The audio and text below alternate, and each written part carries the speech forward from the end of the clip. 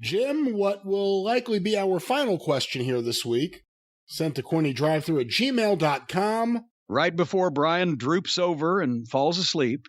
From Edgar Friendly in Ireland. Edgar Friendly in Ireland.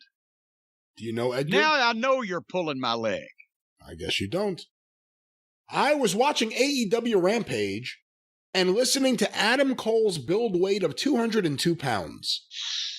There's not a chance in hell that Adam Cole weighs 202 pounds, but comparing him to Bryan Danielson, who is listed at 197 pounds, it got me thinking. Who decides the wrestler's build weight? Danielson is by no means a big guy, but he lifts weights and has some muscle to his frame. Unless Adam Cole has a 30-pound dick, there is no chance in hell he outweighs Bryan Danielson. Who decides the weights?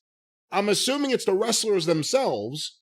Adam Cole, with the talent of the sexy boy, but the body of an actual boy, woke up and decided, you know what? Today I'm 202 pounds. Sure you are, Adam. Sure you are. You know, they finally did take my advice. Remember when I said they announced Pac and the ripped, shredded fucking beast that he is at 188 or whatever? I said, you couldn't give him 205? I said, you can bump these things up. Nobody can really tell the difference when you get that close. So what do? They do it for Adam and they give him 20 pounds. And the one guy that people can't believe because that's all they're talking about is how he's shrinking. Oh, so many things with this. You are correct in that it has to be somewhat believable. And I've mentioned they announced, like I said, Pac at 180 something. I thought at one point, I heard that said. I don't know if they read it wrong or whatever. But they announced him in the low twos. There's a few other guys. Darby, they give 150 pounds to, I think you could say 170. My God, that's still minute for a grown man. But yeah, it's when you can see through it, it's not good. As to who decides, again, traditionally, what would happen is a lot of times when a guy was new in the territory, I've been the ring announcer, I've done this, and I've seen ring announcers do this. When they get in the ring announcer would go up if he didn't know him, say, well, hey, what's your weight in hometown? And they'd tell him, and he'd announce it. Because the guys in the territory days had the good common sense. Even if they didn't weigh 200 pounds, they were going to be announced at 200 pounds. And because everybody was announced over 200 pounds, you didn't have a frame of reference really to pick it apart. Jarrett, I've mentioned in the Tennessee territory, was the smartest one.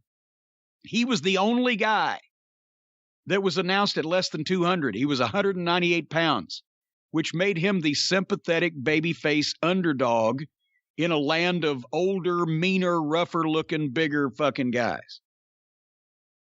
Often, like I said, the wrestler will decide his weight in his hometown, and that's part of his gimmick, and he just tells it when he comes in a new territory, and they use that. Other times, I in the past have just gone through when I was making ring announcers sheets for the ring announcer.